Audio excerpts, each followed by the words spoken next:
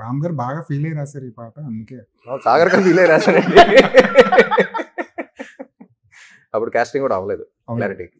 పాట రాసేటప్పటికి అయితే మీ imagination peaks ఉందన్నమాట. అయితే the way you written the song He without manifested. Even knowing who is that girl. అంటే I was able to get Sagar's character. అంటే for example చంద్రాకి కానీ ఒక లవ్లో పడిన తర్వాత ఫస్ట్ ఫ్రెండ్స్ కానీ ఎవరైనా లవ్ని క్వశ్చన్ చేస్తారు. అది లవ్ ఏనా, అట్రాక్షన్ ఏమో, లస్ట్ ఏమో అనే క్వశ్చన్ ఉంటుంది.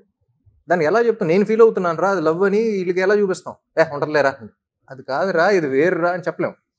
But how do you define love, నాది ఇది అని ఎలా చెప్పాలి, చెప్పలేకపోతాం. ప్రేమ అంటే ఏంటి, ఒక రకంగా ఇష్టమే. లస్ట్ అంటే ఏంటి, ఒక రకంగా ఇష్టమే. ఇంకో రకంగా ఇష్టం. మీ ఎక్స్ప్రెషన్ బాగుంది. సో ఏంటి, how do you differentiate? Yeah so అలా ఆ దీంట్లోంచి he wants to find out ఏంటి అనేది స్ట్రాంగ్ అంటనే ఉంటుంది. అంటే సాంగ్లో ఒక స్టోరీ స్టార్టింగ్, ఒక జర్నీ ఉంటుంది. ఒక క్వశ్చన్తో స్టార్ట్ చేసి ఒక జర్నీ మొత్తం వెళ్ళి లాస్ట్లో కంక్లూజన్లోకి వస్తాడు. సో అది ఏంటి అనేది కనుక్కొని he starts talking to love it self. ప్రేమనే అడుగుదాం, ఏంటి నాలో వచ్చావు, ఎవరు నువ్వు, ఏంటి, అది చెప్పదు. సో దాంతో ఒక జర్నీలోకి వెళ్ళి ఇన్ బిట్వీన్ ఒక బంచ్ ఆఫ్ లైన్స్ ఉంటాయి. నాకే తెలియని నాలో యుద్ధమా, లోలో నా సంతమా, లేదా పొంగుతుంది. It is about the hormones. I'm not understanding my hormones at that age. దాని మీద ఒక ఇంటర్వ్యూ కూడా చేశారు మీరు, ఆ సాంగ్ మీద ఇంటర్వ్యూ కూడా చేశారు.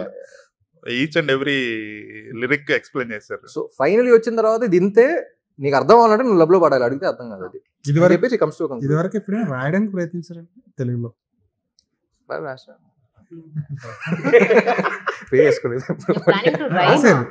సినిమాలు పాటలు రాశారు కానీ పేరు వేసుకోలేదు. ఫుల్ గా రాలేదు కానీ గోస్ట్ రైటర్ అన్నమాట. లేదు, గోస్ట్ అంత లేదు. అదే ఫ్యాన్స్ లో లేడీ ఫ్యాన్స్ సెపరేట్ ఫాలోయింగ్. మీకున్న ఫాలోయింగ్ ఏంటి లేడీ ఫ్యాన్స్ విషయంలో? మీరు చెప్పాలి నాకు. అంటే అప్పుడు దేవదాస్ నుంచే స్టార్ట్ చేశారు కదా, ఎలా ఉంటుంది అసలు లేడీస్ ఫ్యాన్స్ తోటి? అంటే ఇంకా చాలా డీసెంట్ గా ఉంటుందా, చాలా దాన్ని ఏమంటారు, చిచ్చి అదేం కాదు అంటే వాళ్ళతో డీల్ చేయడం చాలా కష్టమేమో. డీల్ చేయటం అని కాదు కదండి, సెన్సిటివ్ గా ఉంటుంది. ఒకటే చెప్తా, ఒక అమ్మాయిని పడేయడానికి అంత కష్టపడతాం, ఎంతమంది అమ్మాయిలు పడ్డారంటే ఇట్స్ గ్రేట్ థింగ్. ఇంకోటి మీరు looks, how do you manage? A manage చేయండి, నాకు డోమాట్ కూడా లేదు. మన ఎవరో హూస్ డోమాట్ లేరే నాకు ఎవరో. I heard you style yourself. అవునా? Most of the time everything, costumes దగ్గర నుంచి హెయిర్ స్టైలింగ్ అంతా. Because you keep changing film of the film.